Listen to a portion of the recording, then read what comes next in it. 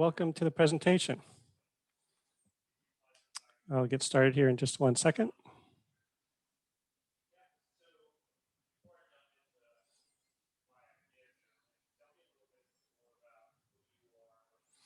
All right, so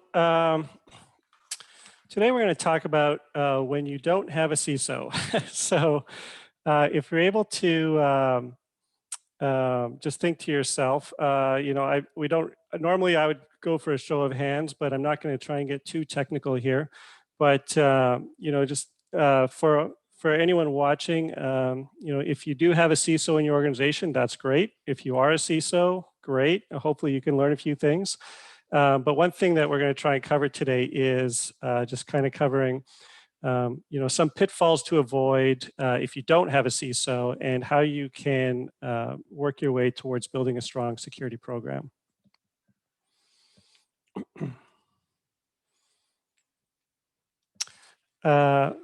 So again, I'm not going to try and be too technical here and try a poll or anything, but just to kind of a few questions to kind of get you started. You might be in the right room or virtual room if you can't describe your information security policy, if you don't know who's responsible for information security in your organization, or maybe you're someone like your IT director is, but he's focused more on just technical things and keeping the lights on. Maybe you've had a breach, or you're concerned about having a breach, and you don't know what you don't know. You're like, what do I need to be doing to prepare? And that might be keeping you up at night. Or you just want to know more about what a CISO is and determine if you need one. Just to set the level straight, definition of a CISO: Chief Information Security Officer. So my name is Adam Kaler. I'm actually director of our risk, security, and privacy healthcare services at Online Business Systems. So what I do is within our risk, security, and privacy practice, which spans a lot of different areas, I focus strictly on healthcare and working with healthcare organizations, both in Canada and the US, to ensure that they are putting proper security controls in place, security programs, meeting their regulatory contractual requirements, and things like that. I'm currently in Lancaster, Pennsylvania, but I will attest that I am a Manitoba boy, and I've spent the first 30 of my best years in Winnipeg and the Winnipeg area. So I do spend a lot of time talking with organizations in Canada and the US just about the kind of questions that you might have today.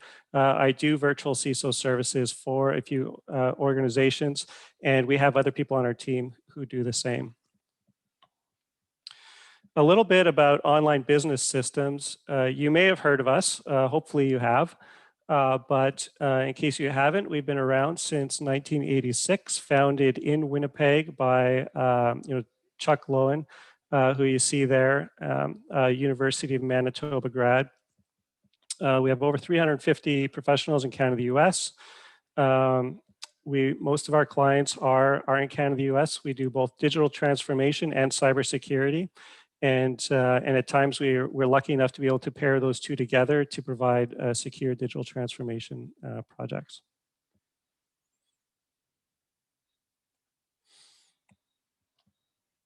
So here are a few things we're going to talk about today. I want to talk about some trends in healthcare. Sorry, I'm going to defer to healthcare, though I'm going to try and keep this generic. Trends in cybersecurity. And then we're going to talk a little bit about, what are some of the pitfalls when you don't have a CISO in your organization?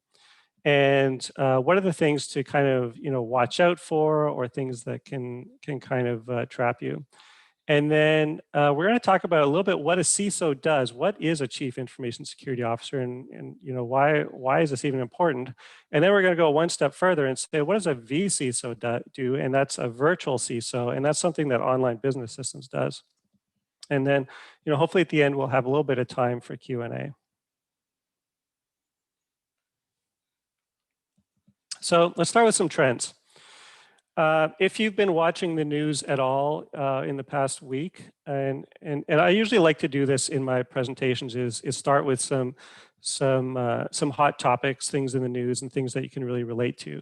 And fortunately or unfortunately, in cybersecurity, there's usually a big breach or something in the past week that everybody's talking about. And it's unfortunate that these breaches are that frequent, but it is almost without fail something I can refer to in my presentations. And we heard a bit about it this morning in the keynote, which was really interesting. And certainly that's ransomware. And here in the U.S. with the pipeline breach that was a ransomware attack on the corporate systems, fortunately not on their operational systems, but it seems that it's pervasive these days. Unfortunately, that ransomware is just affecting companies of all shapes and sizes, any industry. Where I work in healthcare, it's especially rampant. And unfortunately, in healthcare, the reason for that is partly because it's a very target-rich environment. The value of healthcare records is really high. And unfortunately, the level of security sophistication in the industry is pretty low. So you've got a high value target with low maturity of security controls. It's almost a perfect storm. So when I'm talking to health centers across the country in the US, either they've been hit by a ransomware attack or the hospital down the street has been, almost without fail. So what we're seeing in organizations is they say, what do we need to do? What do we need to do to protect against ransomware? And they really sometimes don't even know where to start. And they're looking for a silver bullet, which really doesn't exist. All these things are really a function of having just a proper, mature security program in place, and not only protecting against this thing happening, but preparing for the eventuality of when it does happen. So the interesting thing is most organizations and enterprises and CISOs these days say, yeah, I'm going to spend time protecting against threats, but I'm going to spend just as much time preparing for when it will happen, not if. And that way, when it does happen, an organization is much more prepared to respond appropriately, remediate it quicker. And the quicker you can be on top of something and respond, the quicker you can be back in action. So, for example, I don't know anything about, the pipeline breach this last week, but perhaps if they had spent more time on incident response and preparedness, they may have been back up in a day or two instead of, something that looks like it might go on for a week or more. So we're seeing a lot of ransomware, top of everyone's mind. Phishing attacks, these two things often go together. Often phishing is the precursor to ransomware. But as long as we have people clicking on links, we're going to have phishing attacks. A few other things we're seeing is an increased reliance on third parties. More and more, your information security program isn't about protecting the things inside your castle walls. It's about making sure that the people that you're handing control over to are also protecting the information. We've got so many more cloud-based systems and vendors and contractors and things like this. And that's where we often see the breaches occur, not within the things that you can control, but out there with your third parties. And guess what? Their breach is your breach if it's your information. And so organizations are having to spend a lot more time just kind of managing their vendors and their third parties than they are even on managing their own thing. And that really requires a certain level of expertise. And then we have this explosion of consumer apps. We've got especially like in healthcare again, we've got so many more consumers or patients or other people grabbing this data, pulling it down on their phones, sharing it, and using third-party apps and all these things. And it's really becoming difficult to manage all this information. It's not just about locking down your firewall and your Active Directory and things like that anymore. Managing the security of your information is really has really changed into much more of a program level task than a technical one. So here's the challenge when you don't have a vCISO. And again, we have people here representing all different industries, shapes and sizes of companies. And so this stuff may resonate differently with you. Some of these things may be applicable, some things maybe not, but hey, we'll shoot through them and hopefully something will resonate with you. So here's one of the biggest challenges I see in organizations. You may have some kind of regulatory or contractual requirement to have a security officer, someone designated as responsible for security. In my experience, for most small to medium-sized organizations, this person falls into one of two buckets.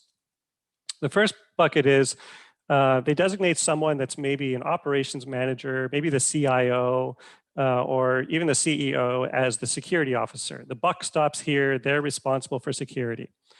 And you know, that's great. Sure, the buck stops there, but they don't really have the expertise to know what it is they are managing. You know, I know some great people who are CEOs and they're really smart and great business people, but they may not have the expertise in information security that's required of someone to really understand how are we maintaining our information security compliance, how are we, you know, what's our risk management program look like, and how are we detecting and managing our security risks and things like that. So it really becomes a challenge for them. And often it's like the third hat they're wearing. Maybe they're the CEO and like two other things. And oh, by the way, you're also the security officer. Well, guess what? If that's the case, the information security program isn't getting the time and attention it deserves when it's just kind of an extra hat that someone's wearing. The other bucket I see in most of these organizations is they say, well, security is an IT problem.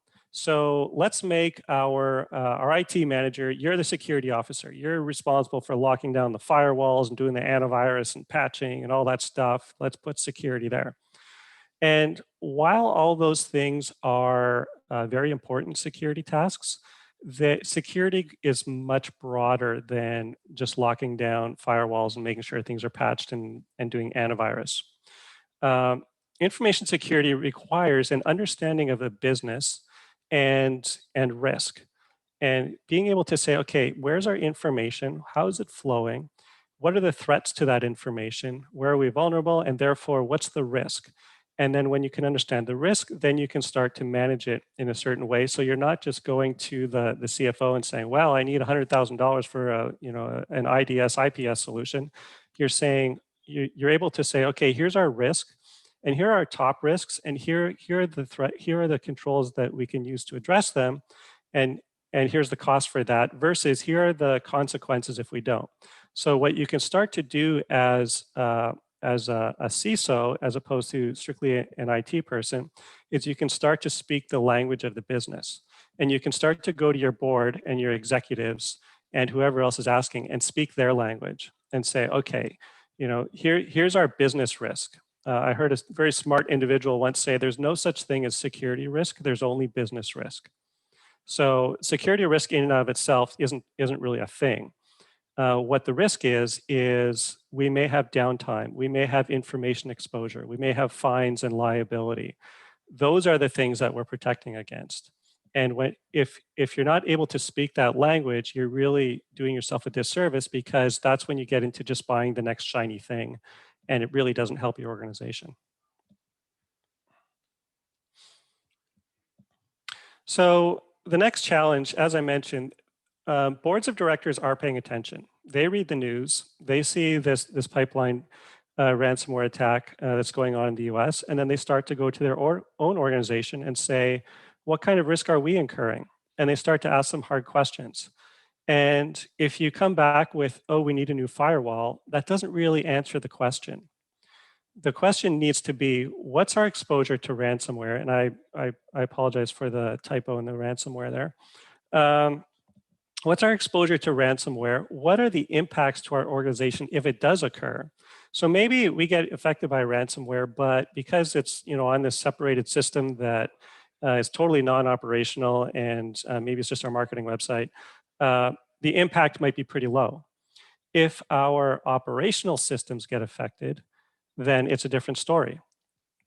So that's the kind of questions that they're asking. They're not asking what security controls do I need, or what technical things do I need to put in place to protect against this. They want to say, what's our exposure? What's going to happen if it does occur, and how do I protect against it? They also want to know what's our exposure to breach in general, and how do I know if I've had a breach, and what happens if we have a breach? And For example, here in the U.S. with HIPAA, people are worried about having breaches, notably, but it's also important to recognize that if you do the things ahead of time, like the compliance tasks, the day-to-day security tasks, and then you have a breach, you're in a much better place in regards to fines and liability and things like that than if you just had the breach and didn't do all those things. Because where you see the fines and liability is if you show willful neglect. And if you don't have a proper security program in place that doesn't match up with your peers, then you may be showing willful neglect, and you could be in a very poor position when the auditors and the lawyers come asking.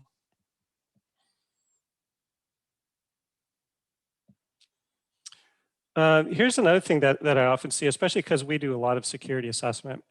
So you just had a security risk assessment, or maybe you just had an audit against some kind of standard, and you've got a whole bunch of gaps, or risks, or gaps, or however they put it. And you go, now what? So again, often what I see is this report gets shipped over to the IT director.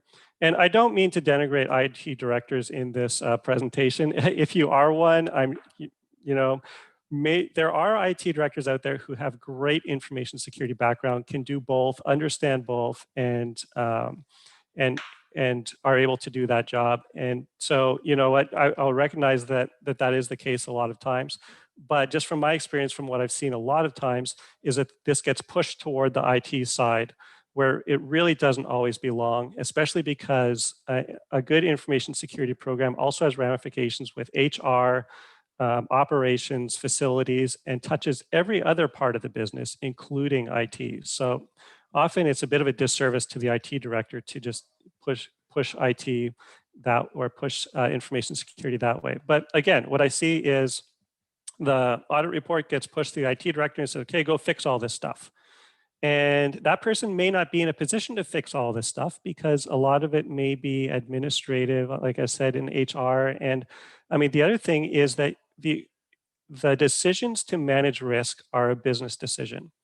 And so what you need is someone who can take that and put it in business terms and say, okay, here's the impact to the business. Here are our highest risks as far as impact. And therefore, here's how we should prioritize our remediation plans. We can't just go and do everything.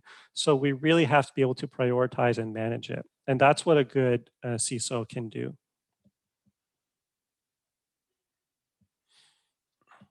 All right. Again, you may have compliance requirements. You know what? Almost every organization has compliance requirements.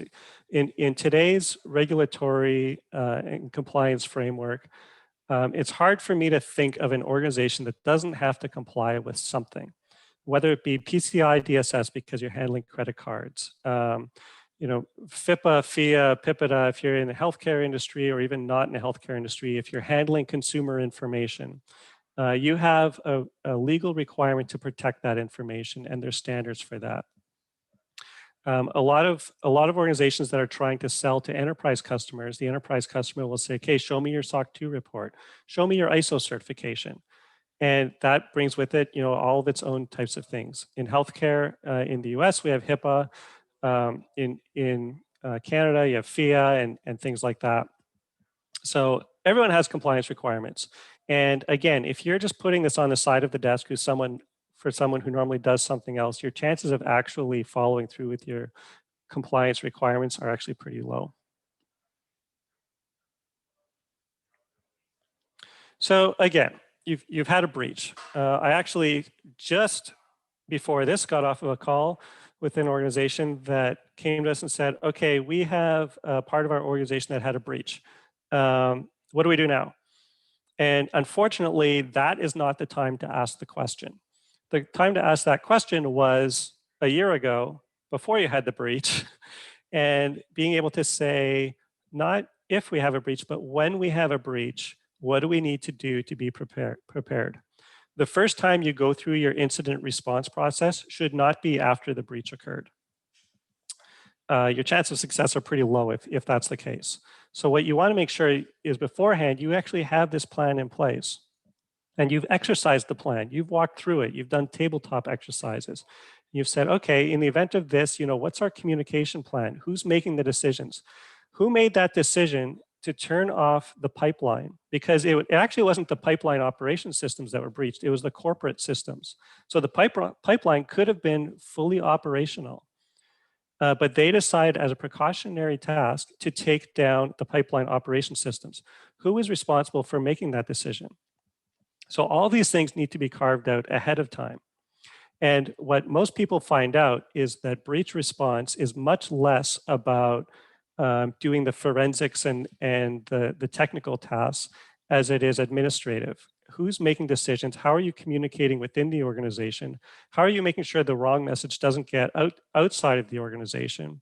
And who's involved in that decision-making process? And I've been through a few of these tabletop exercises with organizations, and you see that light bulb go off, right? You get about 10 minutes into it and they go, and the, you'll have people sitting around the table. One's the CEO, the CIO, and the IT director. And all of a sudden you find that the IT director is sitting there all quiet because the decisions being made are not necessarily technical. So that's a really good type of way to actually learn about this and how you're going to respond is doing those tabletop exercises. That's something, a CISO will be a really good person for coordinating and making sure that making sure it happens, but also making sure the organization prepared for when that breach occurs.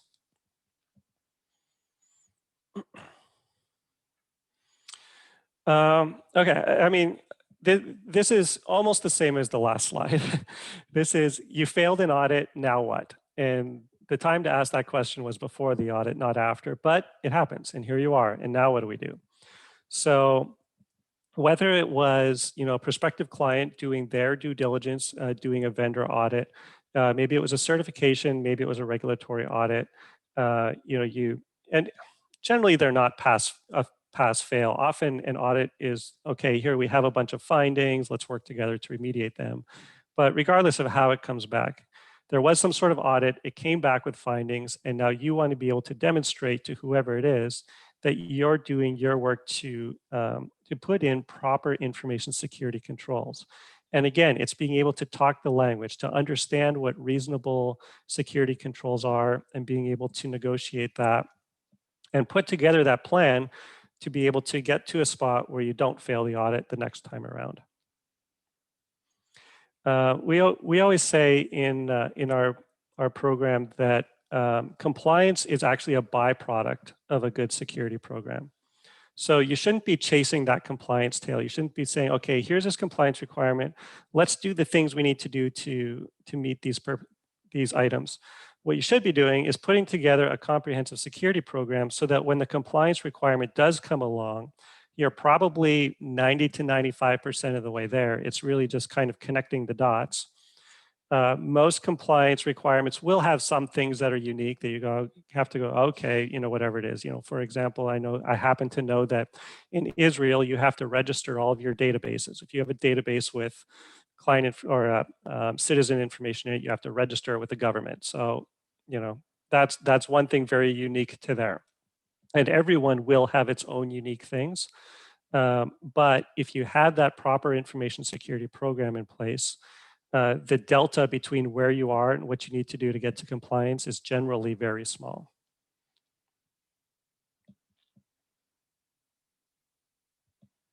I'm going to take a quick pause here for a second and see if there's any questions in the chat. If I can find the chat.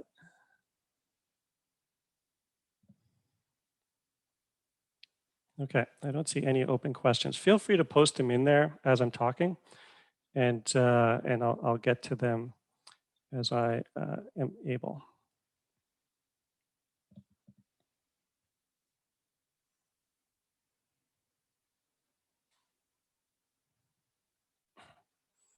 All right, let's back up a little bit. Okay. So, I've kind of spun around on a few common themes here. Kind of the main one is that if you really want to have a chance of putting in a proper information security program, you you kind of need to have someone who has experience in this area. It's kind of like I tried to do my own plumbing last week, and it didn't go well. and then, you know, you call the plumber and he goes, oh, well, yeah, you need a PVC and galvanized pipe over here and do that. And I was like, oh, yeah, okay, I totally didn't know that. So it's a little bit of like, you don't know what you don't know.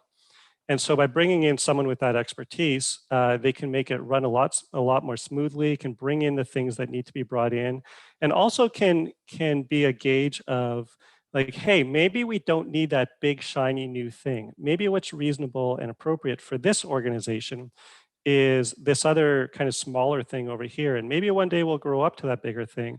But by making those kinds of decisions and figuring out what reasonable and appropriate security controls are for this organization, you may be able to actually save yourself a lot of money spent on technologies that, you know, either you don't need or actually aren't providing a lot of benefit for your organization.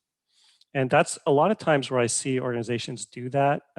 Again, if they have a compliance requirement that, you know, that they do, you know, a certain thing, like maybe it's monitoring. So they go out and they spend this money on this monitoring platform that just does everything. And, you know, it's designed for an enterprise and it's just really a lot more than the organization needs when really they should just be focusing on monitoring this piece. So we do have a question. It's what do you think is a typical security budget spend annually for a medium-sized company? For example, 250 employees. And you know, I really hate to be that security guy who comes back with this answer, but the big answer is it depends. And the reason I say that is because it really depends on what industry you're in. You know, if you're I don't want to give an example of an industry that one of you might be in because then you might think that, you know, I think less of it. But if you're in an industry that doesn't have a lot of compliance requirements and you're not handling a lot of sensitive information, then your security budget will be less. If you're in an organization such as healthcare, where you've got high value target, and if you're a technology company handling a lot of healthcare information, that fits under that umbrella as well. That's where we're seeing a lot of growth. Then you're going to be spending more on information security. It's also sometimes difficult to isolate the security budget spend because it kind of bleeds into the IT budget, the operational budget, sometimes the administrative budget. So I hate to not answer a question, but that's a very difficult one for me to answer. Now what we do is, and I'll get into the virtual CISO stuff, is for some organizations, it doesn't make sense to go and spend a lot of money on a full-time CISO because you don't have the requirement for that level of person full-time. And that's where we'll get into the vCISO stuff. But I'll get back to, here's really what a CISO does. A CISO is really the person who oversees that security program, that risk management program. They can set the strategy and the roadmap for the security program and kind of you know, oversee it, make sure you're doing your incident response, your disaster recovery planning, making sure you're doing your risk assessments, evaluating new technologies as they come in, and ensuring that the organization as they change, whether that be organizationally, open a new office, implement some new technology, that they are considering the security implications as they go. State of security is not a one-time thing, it's an ongoing thing. So you need to have someone that's kind of walking alongside the organization and helping them maintain a secure posture. You don't see anywhere in there about implementing antivirus. You don't see configuring firewalls or access controls or multi-factor authentication. All of those things are important. The role of a CISO is to ensure that those technology things are being implemented appropriately. So where the vCISO, or I'll say the virtual CISO, comes in is being that trusted advisor, again, for that organization that doesn't have the requirement to have this high-level, C-level person sitting there and doing this full time. You bring in that trusted advisor that will spend as much time as is needed and provide that expertise, but without having to go all the way to full-time expertise, and also providing on demand. I do CISO, vCISO services for a client, and one of the great things is that I don't have to be able to do everything. I'm really kind of the coordination point. I've got a team of 60 people sitting behind me or sitting alongside me that when I'm like, okay, well, you need security awareness training. Okay, we'll bring in this expertise over here. Or oh, you need incident response tests and tabletop exercises. Great, we've got a guy who's like really good at that. Let's bring him in, and all that sort of thing. So you can really kind of be a coordination point for all those types of things. And really, again, it's on demand. So it's like, okay, we only have a need for this much. Well, let's just use that much.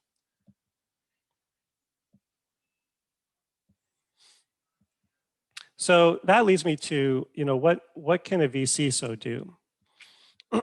So I'm going to tell you a little bit of a story here. And this is a client, again, that I've worked with for a little over a year. And they came to us and they said, you know what, we're trying to sell to this big enterprise company. And they like our product. Everything's great. We're a small technology startup, maybe about 30 or 40 people, and so we've got this great technology. They love it. They want to buy it, but they sent us this huge security questionnaire. Can you help fill it out and make it and help us pass this security audit? So, so they had this quick ask. So I came in and said, well, I'm going to help you fill this out in the best way we can. But, unfortunately, they're asking a lot of questions like, do you encrypt data? Do you have monitoring in place? And all these things. And you guys don't do it. So it's going to be hard to kind of get you there. What we can do is we can answer this honestly and talk about what the plan is to put these in place. So we went through that and we worked through it, and and that worked great. And then and then I didn't hear from them for a few months. And they came back a few months later. They said, we got another security questionnaire. And I said, okay, well, let's go through it. And it was the same questions, and they had to answer no to all the same questions. So I was like, okay, I'll help you do this, but you guys really need to fix these things. And so this happened about 2 or 3 times. And then finally they came back and said, oh, we need to be HIPAA compliant, help us get there. And so after going through this about 3 or 4 times, actually after the first time, but they started to listen after about the 3rd time, I said, we really need to not just chase these questionnaires. We need to put in a security program that will help us be ready for when all of these different requirements come. So we did that. They signed up, virtual CISO subscription. We started to work through what all the needs were, put a timeline on them, and just track them and prioritize them and things like that. And so we did that for about 6 months. And then by the time the next security questionnaire came by, we were able to answer all of the questions, and maybe a few things I had to go back to the developers and say, well, what about this? What about this? Okay, and then some things there was maybe one item like, oh, they still had TLS 1.1 turned on, so we had to turn it off. So we got to the point where we did that. And then, through all this, we were having some conversation. I said to them, you know what? I mean, if you have a SOC 2 type 2 report, you can provide that, and that'll get you past most security questionnaires. Or if you have like an ISO certification, which is recognized more globally than the SOC 2. So we did that, and we actually, because of the work and the due diligence we had done leading up to it, we got the ISO certification almost without trouble. And they are now going through their SOC 2 evaluation period and are on target to have it by the end of the year. This went from probably about 1.5 years ago, a company that just, it was a startup. They were just going 100 miles an hour, just doing what they do to put features in, put features in, put features in. And oh, by the way, now we have to grow up and, put in proper security controls along the way. And the challenge there was we couldn't just jam everything in at once. We had to prioritize and do it alongside of all the other things that we were doing. And now they're in a place where they'll be able to go to these larger companies and not have to hold their breath to see if they pass a security audit.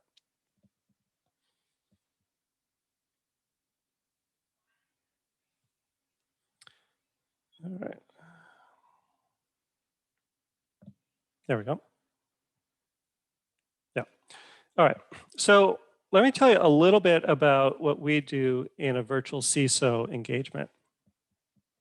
And this can be, if there's any aspiring CISOs out there, or even, someone who is wearing that security hat, this is a great approach to just kind of get from we don't know what we don't know to how do we have a good security program in place. So the first thing we do is we do this scope and baseline. And what that means is the first thing I do when I'm starting as a vCISO is I want to know the business. I want to know what is it you guys do, and what's important for the business. Because again, there is no such thing as security risk. There's only business risk. And if we make decisions without regard to the impact on the business, then we're making those decisions in a silo. So in order to be successful, I need to know what are the keys to success for the business. And then what are the contexts that the business is operating in? Are you just in Canada? Are you in the Canada, US? Are you global? Do you have regulatory requirements? Do you have contractual requirements? What are the threats that this business is seeing? If you're in the oil and gas industry, we need to focus obviously on keeping the oil and gas going. If you're in healthcare, we need to focus on not only protecting health information, but also making sure health information is available to the right people at the right time. You really need to understand the business that you're in order to be successful as a CISO. And then once you understand the business, it's like, okay, what are the critical assets? What are the things that, whether it's information or technology assets or even physical assets, what are the things that if these things are compromised, impacts the business? And then once you've identified those assets, then you can kind of go to phase two, which is the risk assessment. So we know there are these assets. It's like, okay, now we go through that security risk assessment. What are the threats? Where are your vulnerabilities? What are your security controls? And therefore, where are we in terms of risk? And then once you have the risk assessment, you can develop a roadmap. You say, okay, well, we're here right now. We need to get to here. How do we get from A to B? And that's where we start to get into that operational aspect of things. But until you do those first two phases, you're really just flying in the wind. Like you really don't have a direction of where you're going. And also, you need to be able to communicate this again to the board and to the executives. You need to help them understand that we're here and we have this risk and we need to get to here. And here's how we get there. And that's how you get board level support. In healthcare, I always joke that, you've got two people asking the CFO for money. You've got the doctor and a security person. I know it sounds like a bad joke, but the doctor is saying, okay, we could spend this $1 million on buying this medical device and saving people's lives. And then you've got the security person saying, we could spend this $1 million on this monitoring system that will help us detect if hackers are in our system. Well, who's getting that $1 million? No CFO is going to say, well, I don't want to save lives. The doctor will always win that bet. So what's important is that you're at least helping the CFO make an informed decision.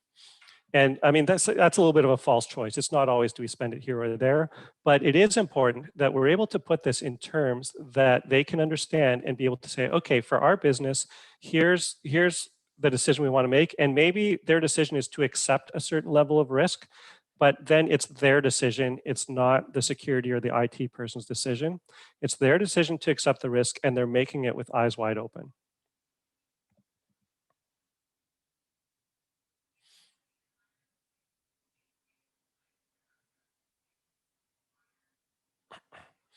So one thing that a CISO will often do is align with a framework. We don't want to reinvent the wheel every time we do something. We want to use a tried, true, proven approach to things. So one thing we look at is either IT risk management, enterprise security risk management cycle, and with a lot of organizations, based on ISO 27001 standards, which is a globally accepted standard for information security. So what we'll do as part of this is kind of follow that process that I outlined earlier. We'll start with the business and understand what the business does. We'll move to what are the business assets, and therefore what are the risks to those assets, and what are the options, mitigations, and options are, like I said, either mitigate the risk, accept the risk, or sometimes it's transfer the risk. Maybe it's outsource a certain function. Maybe it's purchase cyber liability insurance, or some other way to address the risk, rather than if it doesn't make business sense to mitigate it. But what's important is that that decision is made very thoughtfully and by the right people.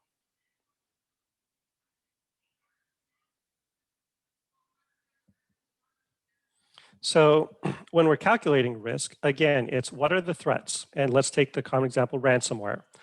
Everyone is being attacked by ransomware right now. So if you look at the likelihood of the threat occurring, boom, right up at the top for just about everyone. For other types of risks, maybe there's varying levels. Lost laptops is a type of threat. Now that everyone is remote with their laptops, that likelihood can go higher. If organizations don't have laptops or their laptops don't travel, that risk is lower. So you have to look at the different threat scenarios to be able to focus on the right threats. And then once that occurs, again, looking at let's talk about the laptops. What's the likelihood of that causing an impact? So is there any confidential information on that laptop? Maybe in healthcare, maybe there's patient information on it. Now you have a breach of patient information. Maybe it's a salesperson who doesn't handle a lot of confidential information. Now your impact is a lot lower. And if you take those two things together, and also consider the security controls in your likelihood equations, that produces your risk. So, what's the likelihood someone's going to lose a laptop? What's the impact if it happens? That determines if it's high or low risk, might determine if you want to go ahead and encrypt those laptops or put other security controls in place.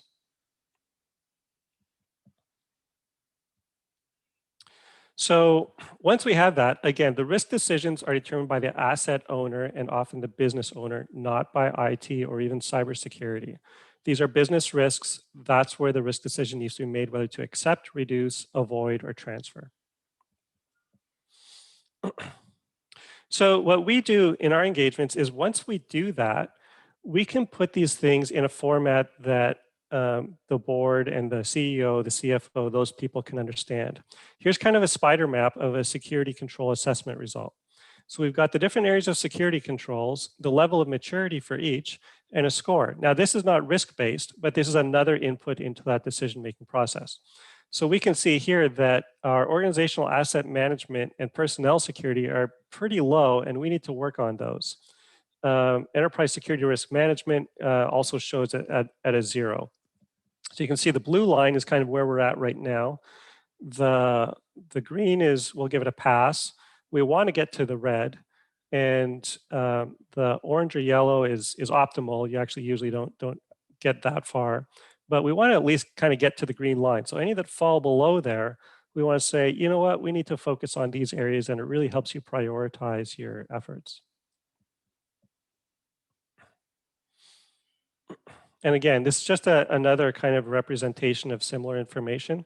But what this does show is that someone who has experience in this type of process and this type of material can actually take the results of the assessment and put them into terms that the business can understand and make educated business decisions on.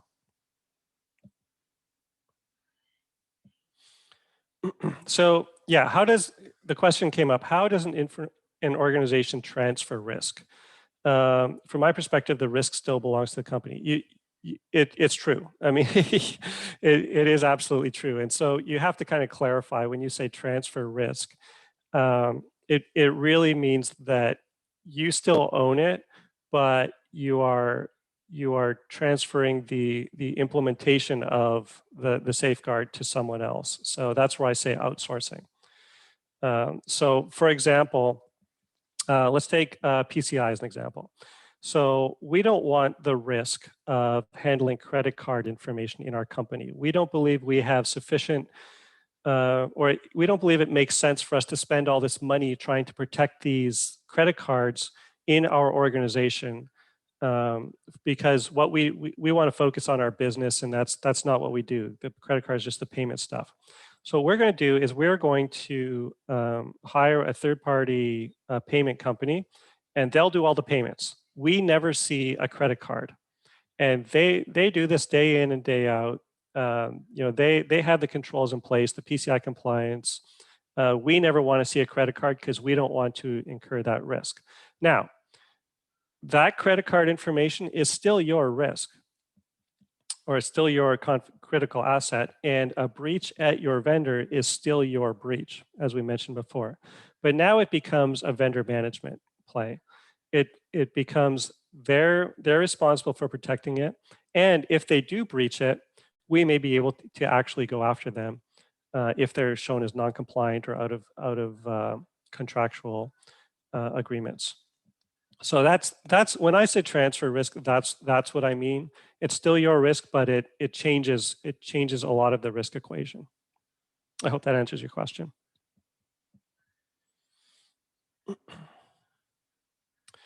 And finally, what we hope to get to is this remediation roadmap. So we've done all this work, and now we can say, okay, here's the roadmap. Here are the things we need to work on. Here are the things that are bright red and, you know, should be drawing your eyes toward them. Here are the things that we've addressed in our green. And this can also help show, okay, here are the things we've accomplished. You know, what have you done for me lately? Well, we implemented security awareness training. We did a tabletop exercise. We implemented a proper business continuity plan and all these things. But oh, by the way, we still need to do these other things over here. And we're able to represent that in a way that hopefully most people can understand. So I hope we have a little bit of time for questions here, but just kind of to wrap it up, we really want to avoid that pitfall of assigning information security responsibilities in the wrong place. It may be possible that your IT manager is also, you know, has CISSP, has his great security expertise and can do all this stuff and be an IT manager. A lot of times I see that's not the case. If you are going to hire a CISO, hire someone that can bridge that gap between the technology and the business. It's not always the best technical person that's the best CISO. It's the person that can, you know what needs to be done and be able to, and know where his limits are or her limits, and tap that person on the shoulder where we need to augment. And just to mention, a vCISO can be a very cost-effective way to achieve these goals and not break the bank. So that's all I've got today. There are no open questions, but I'll leave a minute or two for people to put additional questions in there.